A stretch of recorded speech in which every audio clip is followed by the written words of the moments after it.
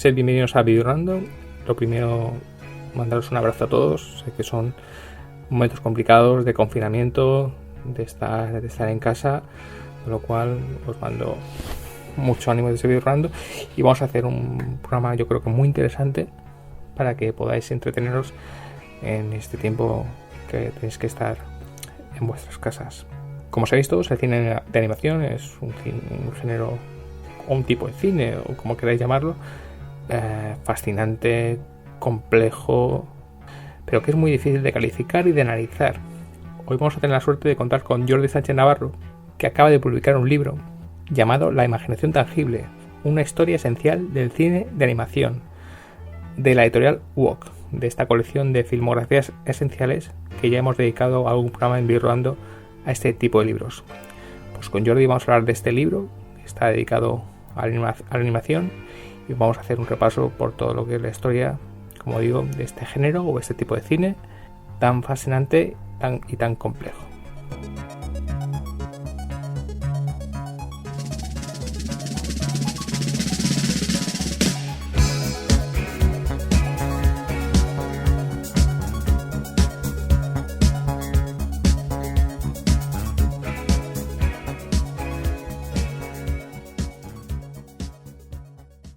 Bueno, tenemos con nosotros a Jordi Sánchez Navarro. Muchísimos de los oyentes de Videorando lo conoceréis, uno de los grandes divulgadores cinematográficos que tenemos en España. Bueno, pues miembro de la colección Filmografías Esenciales, miembro responsable de la colección, miembro del podcast Manera Nocturna, el imprescindible podcast de cine fantástico y de terror, y responsable de la sección Animat del Festival de Sitges, que tiene mucha importancia con esta charla que vamos a tener ahora. Pues Jordi acaba de escribir La imaginación tangible, una historia esencial del cine de animación de la editorial Walk, precisamente en esa colección de filmografías esenciales. Hola Jordi. Hola, ¿qué tal? Hola. Bueno, desearte que tú y los tuyos estén muy bien, que estemos todos llevando lo que está pasando de la mejor manera, y vamos a ver si la gente se puede aprender un poco y entretener un poco con esta charla que vamos a tener ahora mismo. Esperemos. Y animar a la gente, ya que tiene más tiempo, tiene que estar muy confinada, pues a leer, que nunca deje de leer y que aproveche para leer todo lo que pueda, no solo de cine, narrativa, lo que sea, pero que aproveche ese tiempo para la lectura, que muchas veces lo tenemos arrinconado. Antes de empezar con lo que es el libro, me gustaría hacer una pregunta bastante general. ¿Qué tiene la animación de especial? Porque es el género quizá más especial de todo lo que nos regala el cine. El drama, la comedia, todo, la ciencia ficción. La animación va un poco aparte. Es muy difícil escribir sobre ella. Hay que ser muy delicado, saber mucho. ¿Qué tiene la animación de especial? Bueno, la animación lo que tiene es que realmente no es un género. Es decir, es un conjunto de técnicas. De hecho, no es un género y no es una técnica. Es decir, es un conjunto de técnicas que lo que hacen es recrear el movimiento de una manera artificial, por decirlo de algún modo, ¿no? Es la reconstrucción del movimiento. Todo lo que estoy diciendo es antes del ordenador, antes de la imagen digital, digamos, antes de la animación 3D por CGI. Pero hasta ahora, hasta ese momento, hasta los momentos en los que se desarrolla toda la animación digital, fundamentalmente la animación o es bien con objetos, es decir, objetos animados imagen a imagen, por tanto, todo lo que es la tradición del stop motion, las marionetas animadas o las figuritas de distintos materiales, por ejemplo, plastilina animadas, o bien el dibujo animado, ¿no? En ambos casos, claro, lo que hace un animador es reconstruir un movimiento que no existe. Es decir, no se registra el movimiento, como en el caso del cine, un movimiento que existe, un movimiento que se crea en el plató o en la realidad, en el caso del cine documental. Y luego, digamos, ese movimiento se congela y se vuelve a desplegar cuando se proyecta la película, ¿no? Eso no ocurre así en la animación. En la animación se crea el movimiento, se construye el movimiento, se construye la vida. La animación es un artificio, es un conjunto de técnicas que fundamentalmente lo que hacen es demostrar o mostrar con toda su intensidad el artificio que es el cine, ¿no? Y precisamente es la magia que tiene. Es decir, cuando vemos una película de animación sabemos que estamos ante un artificio evidente, pero al mismo tiempo nos sentimos como muy próximos a ese artificio, nos hacemos muy cómplices, ¿no?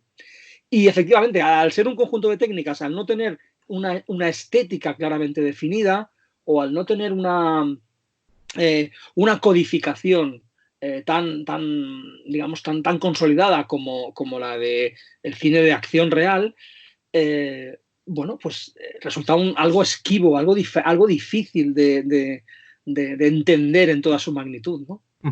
Yo a Jordi Costa le escuché una frase que me encantó. Él se quejaba que las críticas de cine sobre animación nunca hablaban sobre la técnica. Y le parecía que una crítica que hablara sobre animación y no se refiere a la técnica era una crítica incompleta o incluso vacía. No sé cómo ves esto, sino que a veces cuando tú lees sobre animación ves que se habla muy poco de lo que es la técnica, que es esencial en el cine de animación. Claro, es que la técnica lo es todo en el cine de animación, ¿eh? Es decir, la técnica te marca directamente qué tipo de historias puedes contar. Hay historias que se pueden contar con dibujos animados, pero no se pueden contar en stop motion, o hay historias que parecen nacidas precisamente para el stop motion, ¿no? La técnica lo es todo, es decir, el cine de animación consigue sus efectos expresivos mediante cuestiones técnicas. Y si incluimos en la técnica, por ejemplo, en el caso del dibujo animado, incluimos en la técnica el trazo del artista, es decir, el diseño de los personajes, es decir, todo es una cantidad de elementos técnicos que hacen que hablar de animación sin hablar de técnica es un gran problema. Entonces, estoy de acuerdo en este caso con Jordi, con lo que comentó, ¿no? Una crítica que no hable profundamente, dentro de lo que cabe, ¿no? Que no hable de técnica, es una crítica incompleta en el caso de la animación. Y desgraciadamente he de decir que la mayoría de críticos cinematográficos no saben de animación, esa es la verdad. Es decir, ¿por qué? Porque tradicionalmente la animación ha sido algo que ni siquiera estaba considerado cine. Era otra cosa. De hecho, es otra cosa. De hecho, no es el cine de la acción real, el cine que viene de toda la tradición, digamos, del cine clásico estadounidense. Y por otro lado, no es cine para toda esa tradición crítica que viene, digamos, de André Bazin y de Kaiju Cinema. Recordemos que André Bazin es un crítico, un pensador cinematográfico que fundamenta toda su estética del cine en el realismo, por decirlo de algún modo, ¿no? En la ausencia de artificio. Él valora sobre todo la ausencia del artificio en el cine.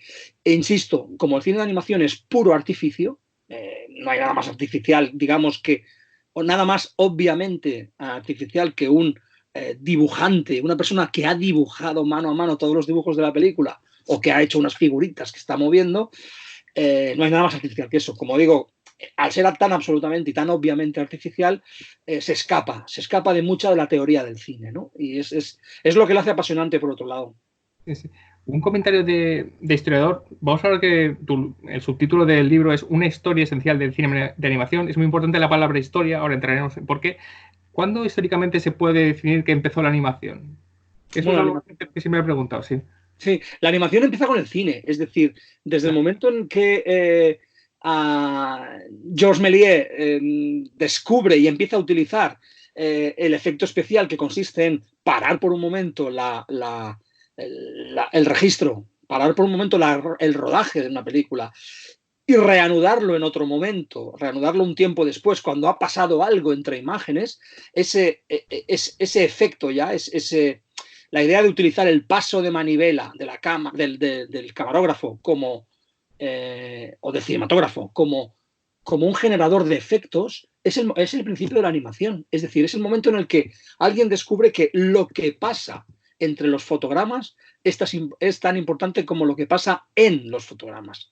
Esa es la clave de la animación. Norman McLaren lo decía, lo importante, o es tan importante lo que ocurre entre los fotogramas como lo que ocurre en los fotogramas. Y esas, por tanto, empieza ya con Méliès, con los efectos especiales basados en el montaje, en la interrupción del registro, ¿no?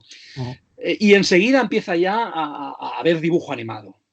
Tenemos ahí a Winsor McCay, tenemos a Emile Cole, tenemos a todos los pioneros del dibujo animado que prácticamente son contemporáneos a los inicios del cine. Es decir, podemos decir que muy pocos años después de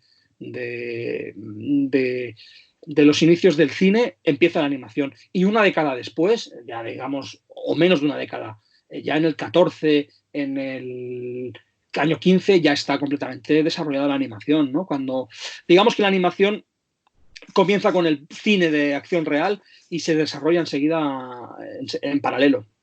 Vamos a empezar ya con lo que es el libro, porque es muy importante lo que he dicho, algo de historia. El libro no es exactamente las mejores películas de la historia de la animación, no es un glasario, es una historia. No vais a encontrar a través de las películas que ha elegido Jordi y sus textos lo que es la historia, que es muy importante, ¿no? No quiere decir que sean ni las mejores ni las peores, ¿no? Vemos una evolución de lo que ha sido el cine de animación.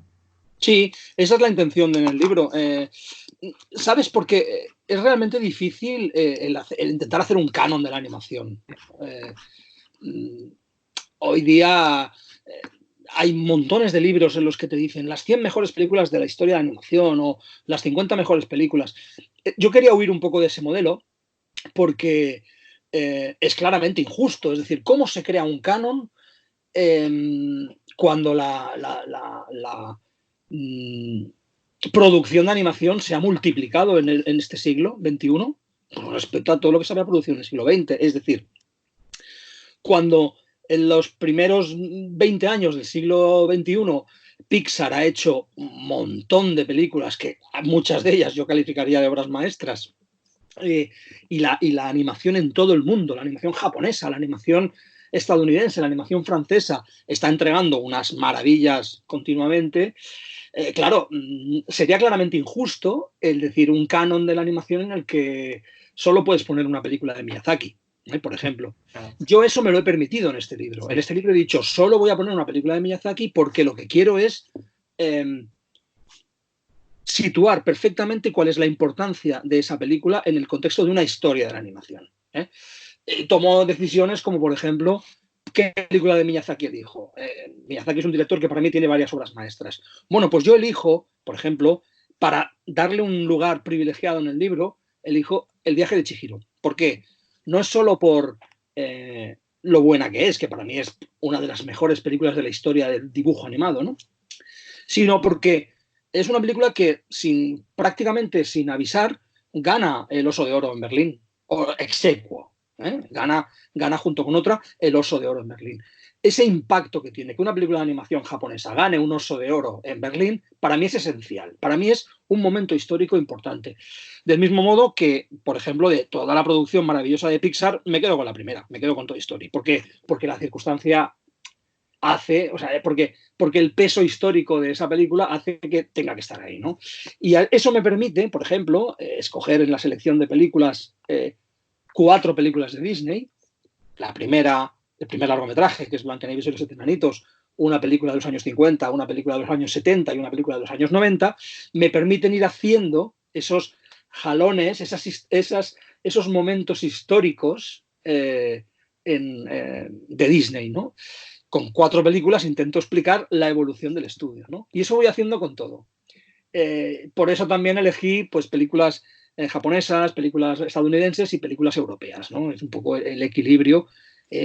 Voy explicando un poco lo que va ocurriendo en el mundo de la animación a lo largo de esas películas. Bueno, ya lo has dicho tú, hay un límite de un director, una película, hay un Miyazaki, un Lasseter, un Chomet, por ejemplo. Ahora que lo has comentado, es muy interesante. ¿Qué década, ya que has hecho esta evolución, qué década te parece la más esencial para la historia del cine de una nación? La década importante donde realmente hubo un salto importante. Pues esa pregunta es muy, muy, muy difícil.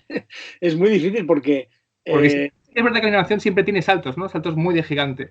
Pero no sé si hay una década, ya que has hecho este libro, digamos, Dios mío, esta década realmente no podría haber pasado si no hubiera pasado estos años. Porque estos años ya no hubo vuelta atrás. Se fue para adelante. Bueno, no tanto técnicamente, porque, por ejemplo, en el caso de la animación, no lo sé, el primer largometraje a color de la historia, perdón, el primer largometraje no, es decir, el primer largometraje Disney, que es Blancanieves y los 7 enanitos, que es el primer largometraje a color de la historia, con toda la tecnología ya desarrollada expresamente para esa película, por ejemplo, la tecnología del Technicolor, la tecnología de la cámara multiplano de Disney, es una barbaridad, es una película que 80 años después sigue siendo, bueno, prácticamente insuperable. Es decir, por tanto, ya una película del año 37 es absolutamente esencial. Es decir, es una absoluta maravilla que todavía está ahí, ¿no? Y está insuperada. Por tanto, en los años 30 lo que ocurre en la animación es muy importante. Fundamentalmente, lo que ocurre en los años 30, finales de los 30, es que Disney empieza a hacer largometrajes. Y claro, piensa lo que ocurre a finales de los 30 y a principios de los 40. Es que Disney hace seguidas, pues, prácticamente seguidas, quizás no las voy a decir en orden, pero hace Blancanieves y los 7 enanitos, Fantasía, Bambi, Dumbo y Pinocho seguidas. Es decir, hace 5 obras maestras de una ristra, ¿no? Esa es la auténtica revolución, cuando aparece Disney y revoluciona completamente el panorama de la animación. Luego hay otra revolución, una pequeña revolución, que es en los años 60 y 70, cuando la animación decide o descubre que puede ser exclusivamente para adultos, es decir, que no tiene que estar sometida al público familiar. Eso es importante, porque ahí aparece Ralph Bakshi, por ejemplo, que hace Fritz the Cat, una película pues clasificada X en su momento, ¿no? Y toda la obra posterior de Ralph Bakshi va en esa línea, va en la línea de buscar diferentes públicos. Por tanto, los 60 y los 70 son otra década importantísima en lo que es la redefinición de los públicos de la animación. Y luego otra década muy importante es la década de los 90, con la recuperación de Disney después de una crisis que empieza, digamos, a finales de los 80 con La Sirenita, pero ya luego se consolida en las películas de los 90 de Disney, y que a mediados de esa década aparece una auténtica revolución, que es Pixar. Aparece Toy Story a mediados de los 90, que lo cambia todo otra vez, ¿no? Por tanto, yo creo que siempre hay algo que destacar en todas las décadas, ¿no? La gente que somos de mi generación siempre vivimos con ese prejuicio que hubo sobre la animación, que la animación era para niños y luego había algunas cosas para adultos. Y ahora sí que poco a poco el prejuicio se ha ido acabando. En eso contribuyó mucho Pixar, de que la animación era para todo el mundo. Pero sigue teniendo ese prejuicio de la animación como algo para infantil. ¿O ves que algunas películas parecen destinadas solo para niños o para ir con la familia y que un adulto no puede ir solo y disfrutarla, por ejemplo? Sí, completamente. Yo creo que es así. Es decir, incluso cuando se entiende que la animación puede disfrutarla un adulto, estoy pensando en muchas películas Pixar, estoy pensando en películas de Miyazaki, que las puede disfrutar un adulto. Ese adulto necesita una coartada, necesita ir con los hijos, ¿no? Es como, o con el sobrino, necesita encontrar un sobrino para llevarlo al cine, ¿no? Sí, yo creo que la animación no escapa, digamos que no ha conseguido escapar, o los que nos hemos dedicado a reivindicar la animación no hemos sido suficientemente insistentes o no hemos ocupado posiciones de poder en el entramado de la opinión cinematográfica, con lo cual es muy difícil realmente que eso cambie, ¿no? Pero así es. Yo creo que efectivamente, aunque por mucho que se haya demostrado que la animación es para todos los públicos o que pueda haber todo tipo de públicos para la animación, se sigue teniendo esa idea de que está muy vinculada al público infantil, al público familiar. Y cuando no es así, es decir, cuando una película es manifiestamente adulta, brutalmente adulta, se señala como una anomalía. Es decir, se dice, mira, no toda la animación es para niños. No, ¿sabes? Entonces se utiliza siempre como ejemplo, como excepción, ¿no? Y seguimos con los prejuicios. Bueno, seguimos recordando. El libro es La imaginación tangible, una historia esencial del cine de animación, editorial Vogue, de Jordi Sánchez Navarro, por favor. Yo creo que sabe muchísimo, vais a disfrutar muchísimo el libro. Estar atento y comprarlo. Luego, al final del programa, veremos cómo comprarlo, por la situación en cómo estamos. Bueno, vamos a seguimos de prejuicios. Leyendo lo de Ghost in the Shell, tú pones una cosa muy interesante que dices, no solo es una gran película de animación, es que es una gran película. Seguimos con los prejuicios. Siempre que hay listas de lo mejor de la década, incluso los resúmenes del año, la animación suele desaparecer, o se pone una o se pone la de Pixar. Es un poco lo que hemos dicho antes, sigue sin considerarse una película que compite con las de ficción. Algo que también le puede pasar, por ejemplo, al documental, que son como géneros aparte y que nunca se van incluyendo en listas o se les trata como aparte. Y dice, está muy bien, pero es otro cine. Sí. Es otro prejuicio, por ejemplo. Bueno, es lo que comentaba al principio, es que digamos que no es así, es decir, es así y además, bueno, quien quien defiende esa postura, pues tiene sus razones. Es decir, yo no voy a entrar a discutir con grandísimos críticos y grandísimos pensadores del cine que consideran que, bueno, que la animación es un tipo de cine inferior, o que en conjunto no aporta o no ha ofrecido a la historia de las formas visuales, no ha ofrecido lo mismo que el cine de acción real. Yo creo que es todo lo contrario. Yo creo que la forma más pura de cine es la forma más pura de construir imagen, de manipular, de comunicar. Para mí, yo siempre lo digo, ¿no? Que el otro día un amigo que es escritor, librero, ensayista, me lo comentaba en Twitter. Me decía, claro, tú una vez dijiste que la animación es una forma visual muy próxima a la poesía. Lo más cercano que hay a la poesía pura es la animación. Yo sigo pensándolo. Es decir, yo obviamente creo que a partir de la imagen de acción real se puede hacer poesía en el cine, obviamente, hay muchísimos casos, ¿no? Pero creo que la animación está mucho más cercana a eso. Es decir, las formas expresivas, las formas de montaje que ofrece la animación, esa capacidad de combinar significados y significantes absolutamente propios de la animación, hace que sea un formato muy, muy poético, ¿no?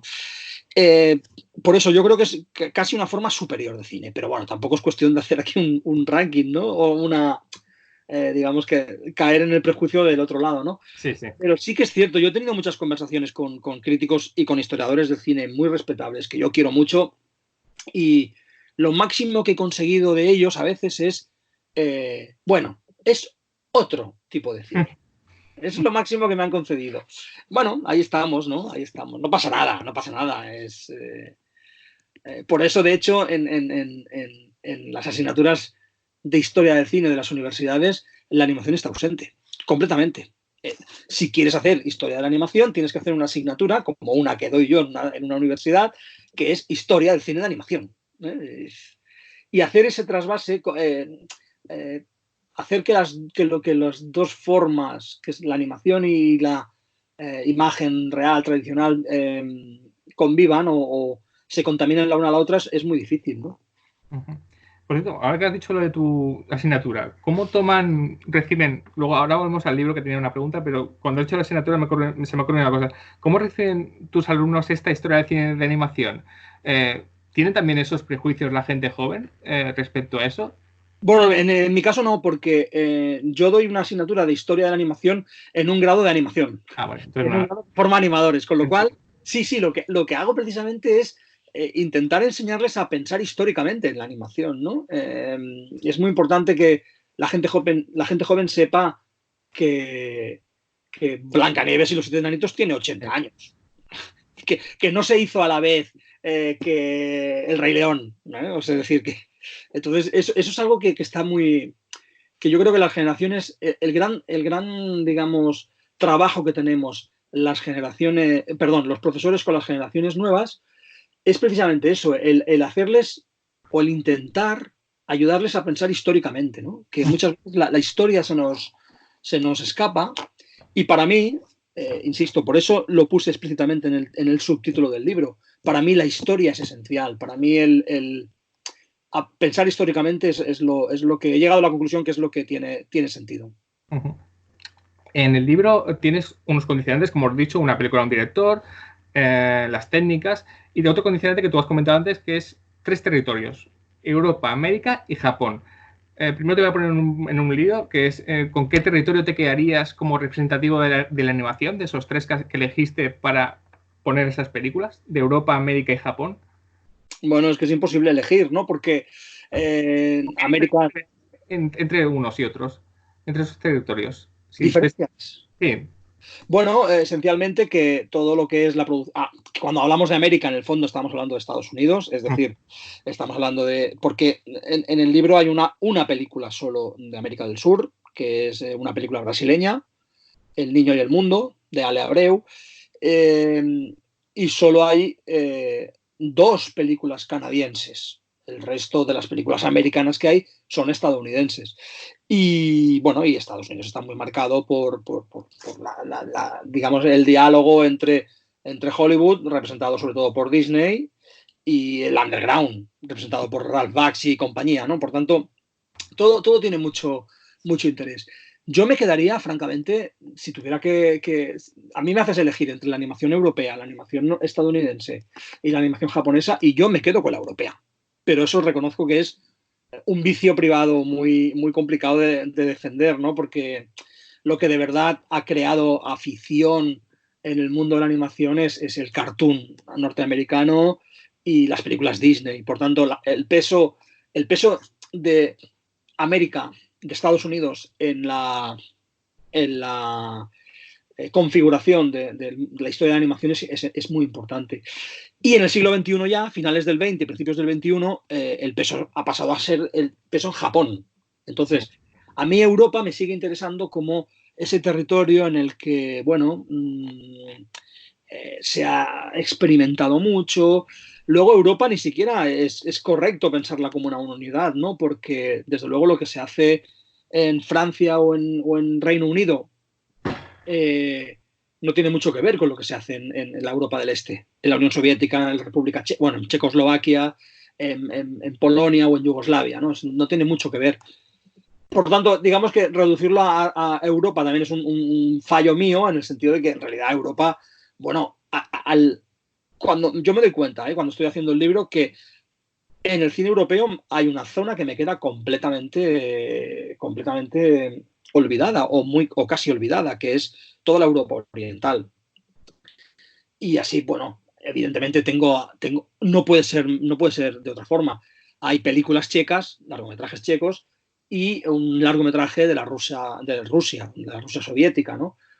El libro sería otro, por otro lado, si yo, en vez de hacer 50 largometrajes, 50 largometrajes esenciales, hubiera decidido, por ejemplo, hacer una historia de la animación a partir de 100 cortometrajes. Entonces ahí habría tenido un problema gravísimo, porque el formato del cortometraje sí que me hubiera llevado mucho a la Europa oriental, ¿no? No, Manuel, hay grandes...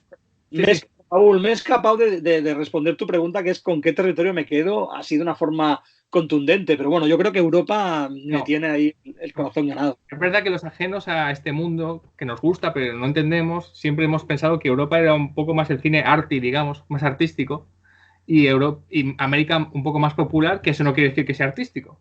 Pero Europa era cine arty. Pero es cierto que lo comentabas, no es lo mismo la zona soviética que Francia, digamos, es completamente distinto. Pero sí que tenía una curiosidad respecto a estos tres territorios, que es que has nombrado dos continentes y un país, y Asia como fábrica de cine de animación, ¿cómo lo ves? Recuerdo que, esto estoy tirando de memoria, en el último Sitges creo que se presentó una producción china de animación que se llamaba White Snake, que gustó mucho y muchos decían, bueno, esto viene de China, no conocemos mucho del cine de animación chino, lo decimos los que no éramos expertos en cine de animación. Todo lo que no es Japón, en Asia, ¿qué podemos encontrar interesante?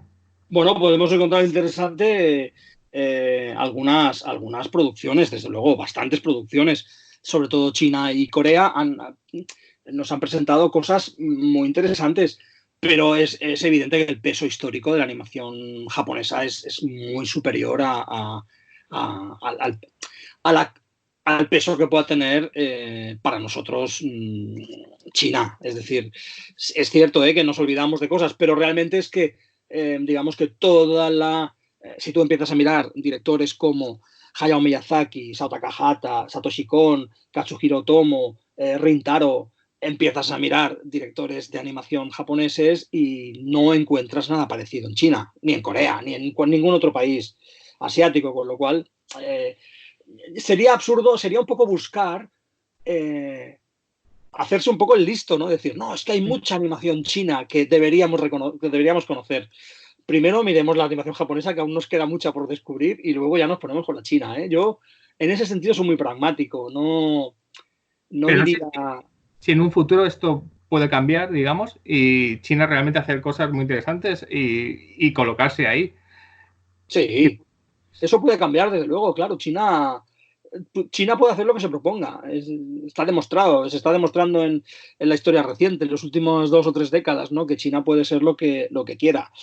Pero bueno, hay que ser realistas. O sea, Japón lleva mucha ventaja en el ámbito de la animación, ¿eh? O sea, y así como que te diría, por ejemplo, que en los últimos años, en el ámbito del cine mainstream de géneros normales, hemos visto como Corea bueno, casi de algún modo está empezando a sustituir en el imaginario de la gente el cine asiático, ha empezado a ser el cine coreano. En el caso de la animación no ha ocurrido todavía. Hay buenas películas de animación, claro, pero no ha ocurrido. Ese desplazamiento no se ha producido todavía.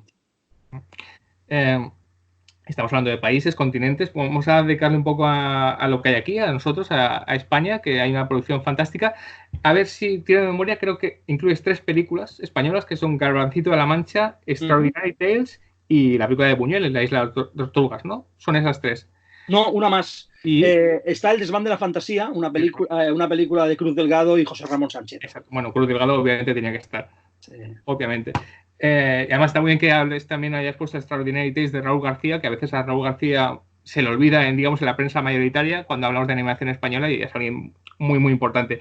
Pero por favor, vamos a hablar un poco de Garbancito de la Mancha, que tuvo un pase hace poco en el programa de Historia de Nuestro Cine, en la 2. Es una película histórica del cine español. Me refiero en el término del libro, que es historia del cine español, ¿no? Garbancito de la Mancha. Historia del cine español e historia del cine europeo. Es el primer largometraje a color europeo. Piensa que Garbancito de la Mancha se hace en un momento en el que una producción así solo se puede hacer en Europa. En España. Una producción así en Europa solo se puede hacer en España. ¿Por qué?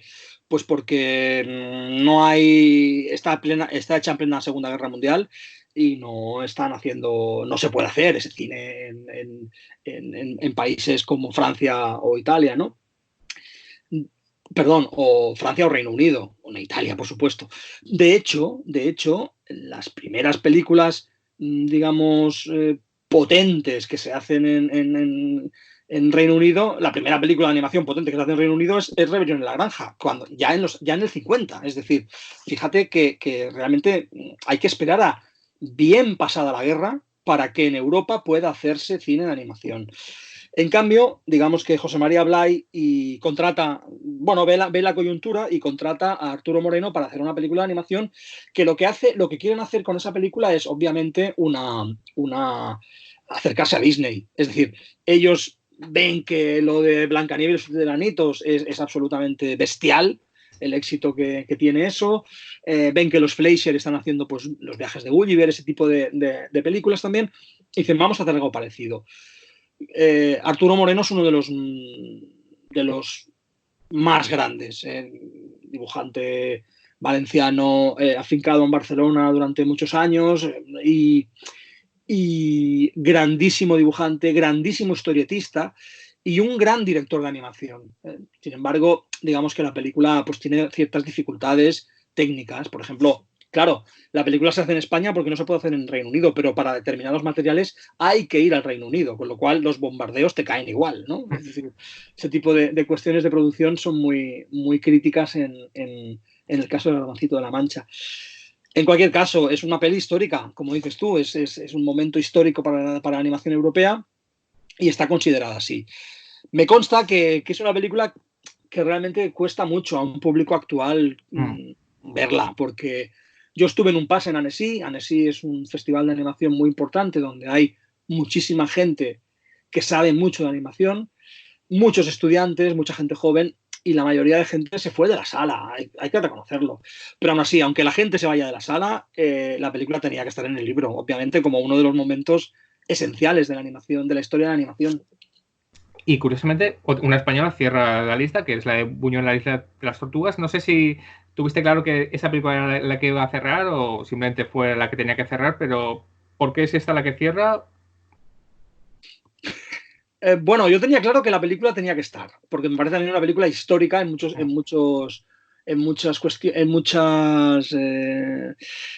aspectos. Me parece una película histórica dentro del cine español. Hay muchas películas españolas que podrían haber estado ahí, Pienso Arrugas, Es decir, hay otras películas que podrían haber estado. Pero me quedé con Buñuel y el laberinto de las tortugas, en el laberinto de las tortugas, precisamente por eso, porque consideré que era la mayor impresión que me había llevado yo en una sala de cine viendo animación en los últimos años era esa. Y bueno, decidí acabar el libro con esa. Luego, cuando ya entregué el libro, ya estaba acabado, apareció Klaus. Sí. Estas navidades apareció Klaus. Y pensé, dije, mira, menos mal que ya tengo entregado el libro, porque aunque a mí me gusta más, se lo reconozco, o sea, como espectador y como estudioso de la animación me interesa más o me gusta más por todo lo que representa Buñuel, pensé que Klaus merecería estar también en el libro como una película esencial para la historia, que yo creo que lo va a ser, ¿no? Pero bueno, ya no entraba, con lo cual me ahorré ese problema, ¿no? Me ahorré esa discusión interna, ese debate, ¿no? Sí, y es eso, Dime. No, ya que sí que hay una reflexión que me gustaría que hiciera sobre el cine de animación español, sobre todo de los últimos años, que es muy prestigioso, que gana premios, que tiene buenas críticas, pero que tiene muchas dificultades. Primero, dificultades mediáticas, apenas aparecen, el prejuicio que ya hemos dicho, y dificultades de supervivencia. Hemos visto que Manuel Cristóbal, que es un productor esencial en los últimos años del cine de animación, se ha quejado realmente de que es dificilísimo, que es una labor de héroes hacer cine de animación en España. Y ya lo hemos dicho, Buñuel en el laberinto de las tortugas, Extraordinary Tales, Arrugas o Apóstolo, Klaus, maravillas muy bien construidas, pero al final desaparecen mediáticamente o por el público no tienen la atención y solo las películas de Tadeo Jones realmente tienen una cierta repercusión. ¿Cómo está ahora el cine de animación español que entrega grandes películas pero no tiene ese feedback por parte del público o la crítica? Bueno, ya está, es que no hay yo no tengo una explicación a ese fenómeno, es decir, la descripción es la misma que haces tú, es decir, solo las películas de Tadeo Jones han funcionado. ¿Por qué? Han funcionado fundamentalmente por la maquinaria promocional que han tenido detrás, que eso es lo principal en una película, sea buena o sea mala, lo importante es que haya una promoción continua, constante del producto. Es así de claro, ¿no? Entonces, bueno, Tadeo Jones ha contado con eso y ha funcionado muy bien. El resto, pues francamente, no cuentan con esa maquinaria promocional. El público, en el fondo, no está interesado en ver muchas películas de animación. Yo creo que la animación sí que está muy vinculada a los 2 o 3 grandes eventos que habrá durante el año, ¿no? Y claro, esos eventos los copa Disney, Pixar y quizá alguna otra película, pero tampoco el cine europeo es un cine el cine de animación europeo es un cine que en España tenga un éxito masivo, ¿no? Es muy difícil competir en ese territorio y en el territorio de la animación todavía más, es decir, si ya es difícil para una película española independiente competir con una película norteamericana de gran estudio, en el caso de la animación es el triple de difícil, ¿no? Ahí está, es un tema muy complejo, no sé a qué se puede... no tengo identificado las causas profundas de por qué a la gente no le gusta ir a ver o es reticente a ver cine de animación español, ¿no? Sí, sí, Cuando en realidad luego cuando la gente va le gusta realmente, ¿no? es lo que te iba a comentar respecto a que si lo que hemos dicho antes de ir un adulto con una familia, que puede ver una de Pixar, pero también puede ir un adulto con su familia a ver una de Sylvain Chomet, por ejemplo, y pasárselo igual de bien. Pero ahí existe esa barrera de prejuicio que lo llevamos comentando todo el programa, que sigue sin romperse, pero debería ser más fácil en el cine de animación, porque al final es animación, ¿no? Y es cuestión de disfrutar. A lo mejor una producción americana muy espectacular sí que no puede competir con una europea o una española por una cuestión de presupuesto, pero al final la animación sí que, la calidad sí que está ahí. La calidad que está en una de Pixar está la misma que, como he dicho, en una película de Sylvain Chomet. Hombre, es que claro, citas a Sylvain Chomet, que es realmente un genio de la animación, ¿no? Y sus películas son absolutamente arrebatadoras. Sí, en este caso, ¿cuál es, por ejemplo, la característica esencial de una película como Bienvenidos a Belleville, las triplets de Belleville. Es esa estética entre grotesca, con ese punto, digamos, satírico. Es una película un poco más exigente con el espectador, ¿eh? Es decir, es una película que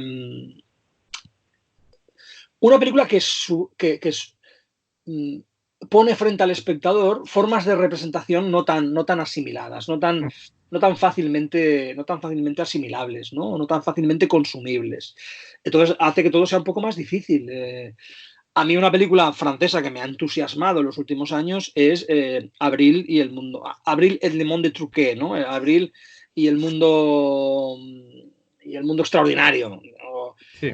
Una película basada en diseños de Jacques Tardy, el dibujante de cómic francés, ¿no? Es una película absolutamente maravillosa para mí, pero que ni siquiera se ha estrenado, es decir, ni siquiera ha tenido un estreno normalizado, porque son películas francamente complicadas, no hay un público para un tipo de animación que vaya un poco más allá. Por mucho que haya francotiradores o haya gente empeñada, heroica casi, ¿no? Tú citabas a Manuel Cristóbal, son héroes que están ahí empecinados en hacer películas de animación.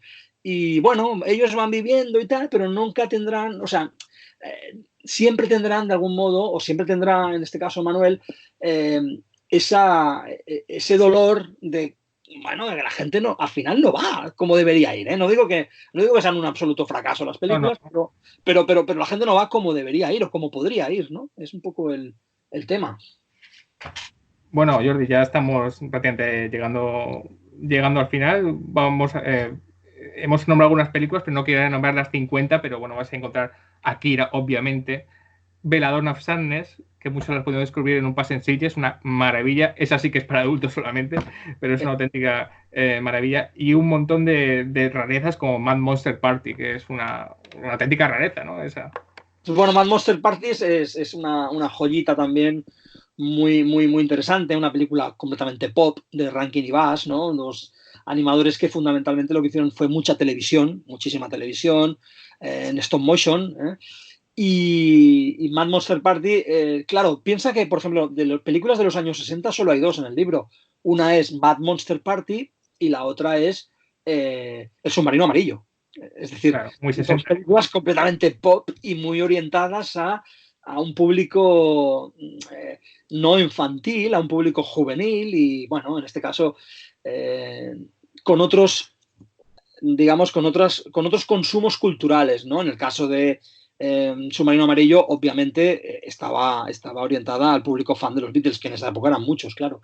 Y en el caso de Mad Monster Party, pues está conectada con toda esa sensibilidad cultural muy de finales de los 60 norteamericana, las revistas Warren de monstruos, las revistas satíricas tipo Mad, ¿no? Es decir, ese clima cultural que a mí me parece fascinante y que amo y bueno, y que he querido homenajear también.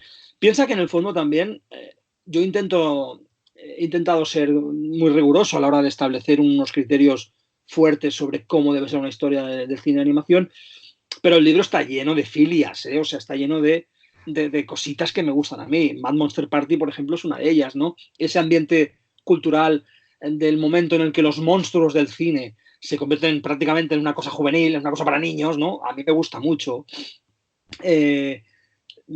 Otras filias absolutamente privadas, ¿no? La idea, seleccionar, por ejemplo, el desván de la fantasía, porque para mí José Ramón Sánchez es un ilustrador que está muy vinculado a la televisión que yo vi cuando era muy joven, cuando era un chaval, y bueno, y yo, todas esas filias y todas esas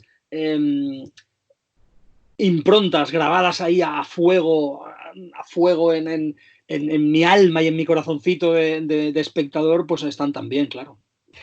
Bueno, Jordi, La imaginación tangible, una historia esencial del cine de animación, editorial Vogue, la colección que ya conocéis, filmografías esenciales, Jordi Sánchez Navarro. Y ya antes de acabar, ya acabamos, el Animat de este año, obviamente te iba a preguntar sobre eso. desgraciadamente estamos donde estamos. De momento, pues Sitges sigue adelante, todavía quedan muchos meses, pero no sé si tienes ya, aunque quedan muchos meses, una visión de lo que podrá ser el Animat de Sitges. No, realmente no se puede tener. Es decir, tú piensas que en la Animat de Sitges, fundamentalmente, lo poco que se puede ver, que el equipo de selección de películas puede ver en el Festival de Berlín, en los mercados de Berlín y tal, tú piensas que se alimenta muchísimo de lo que pasa en Cannes y en Annecy. Y francamente, estamos a 18 de Sí, sí. marzo. Bueno, esto en un podcast no sé si tiene demasiado sentido decirlo, pero o porque la gente ahora mismo la gente lo escucha en cualquier momento, ¿no? Pero estamos a 18 de marzo y realmente yo creo que Cannes está en el aire, es decir, es difícil que Está más fuera que dentro, digamos. está más fuera que Están dentro. agarrándose ahí, pero Y Annecy es un festival que va a mediados de junio. Bueno, está por ver, está por ver. Yo también creo que será complicado, ¿eh? Entonces ya veremos por dónde va. Si, de todos modos, el Animat de Sitges, no lo sé, porque esto finalmente es una decisión de la dirección artística del festival, ¿no? Pero eh, si tuviéramos que hacer un Animat un poquito más retrospectivo y menos de novedades, bueno, saldría muy bien, sería muy chulo, sería una manera muy, muy bonita de homenajear a la animación, ¿no? yo creo que una Eh, presentación de tu libro más una retrospectiva con 4 o 5 películas de las 50, sí, trayendo a alguien, yo creo que quedaría muy bien, dado las quedaría muy bien, circunstancias. sí, sí. También maravilloso.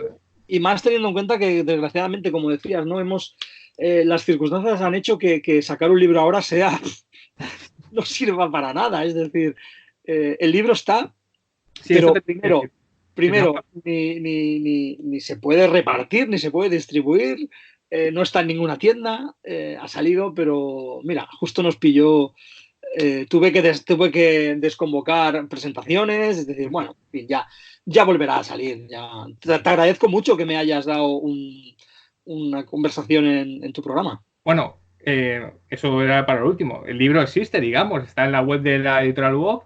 Es cierto que, digamos, comprar no se puede comprar, a no ser que me digas una manera, porque es verdad que no se está entregando, pero el libro existe. O sea que si en abril esto se desconvoca, como puede ser que pase, el libro estará a la venta en la editorial Vogue, en un montón de librerías. Y Jordi, si te parece, animamos a la gente cuando esto pase, que va a pasar, porque la gente se va a aportar, porque lo estamos haciendo bien, porque somos una sociedad civilizada y esto pase, que vayan en masa a las librerías. Obviamente a comprar el libro de Jordi, pero a comprar otro libro. Y si pueden ser librerías pequeñas, independientes, pues mejor. Pero que vayan a las librerías porque van a ser un sector muy castigado. Y obviamente el libro de Jordi existe. Estamos hablando de esto, pero existe y es físico y se puede tocar y lo vais a poder tener. Solamente esto es un impasse que tenemos. Así es, así es. Yo espero, bueno, coincido contigo plenamente, que vayan y compren mi libro o compren otros, es decir, libros de cine y libros de otras cosas en librerías independientes, que son las que más van a sufrir. Y bueno, esperemos que esta situación en la que estamos tan rara, tan irreal en el fondo, bueno, se normalice de algún modo y podamos volver a comprar libros, que es lo que nos gusta. Porque ver películas podemos, claro, ahí podemos ver pelis, ¿no? Pero comprar libros todavía no. Estamos ahí un poco encadenados. Por cierto, Jordi ha puesto la lista entera. Algunos de la colección a veces no la ponen o ponen unas pocas. Jordi ha puesto la lista entera en su lista de Twitter con unos apuntes. Y ya que estamos confinados, podemos aprovechar para ir haciendo deberes y ir viéndolas, ¿no? Porque hay muchas películas que están disponibles. Akira, Ghost in the Shell están en Filmin, por ejemplo. La mayoría están disponibles y podemos hacer los deberes antes de tener ese libro. Sí, yo Sí, creo que de las 50 puede haber bien una treintena disponibles o bien en plataformas de streaming o algunas, las más antiguas, directamente se pueden encontrar en YouTube, ¿eh? De manera no necesariamente legal ni ilegal, es decir, simplemente están en YouTube, ¿no? En algún caso es así. Y las pocas que no están editadas, ¿eh? En algún país europeo. Pero claro, en este caso algunas no se podrán ver porque no se puede ir a uno a comprar el DVD, ¿no? Pero hay para hacer, ¿eh? O sea, hay para empezar a hacer un buen visionado de la lista. Bueno, Jordi, mucha suerte con el libro. Obviamente, como hemos dicho, es un impasse, pero el libro existe, está, y dentro de muy poco la gente lo va a poder tener en sus manos. Un abrazo, mucha suerte con todo, y a vosotros lo mismo, mucha suerte con todo, y seguir las autoridades sanitarias, quedar lo más posible en casa, y enseguida esto va a pasar como una pesadilla, y ánimo con todo. Ánimo, Jordi, y un abrazo. Un abrazo, Raúl, muchas gracias.